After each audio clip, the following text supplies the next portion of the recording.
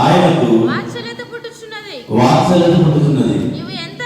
నీవు ఎంతైనా నమ్మదగిన వాడవు. హల్లెలూయా, హల్లెలూయా. ఈ విలాప వాక్యాలు రాసింది ఎవరంటే ఇర్మియా గారు. హల్లెలూయా. ఇర్మియా గ్రంథం తర్వాత ఉంటుంది.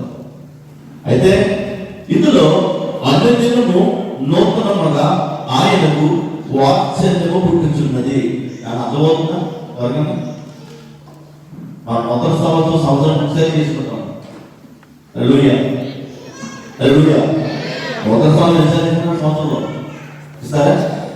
ఒక రోజుగా 31st నైట్ 1st మార్నింగ్ చేసుకుంటాం. అయితే దేవుడి కనుక అనుదినము మన మీద నూతనముగా వాత్సల్యత పుట్టించదు. వాత్సల్యత అర్థం ఏంటంటే అనుదినము ఎందుకు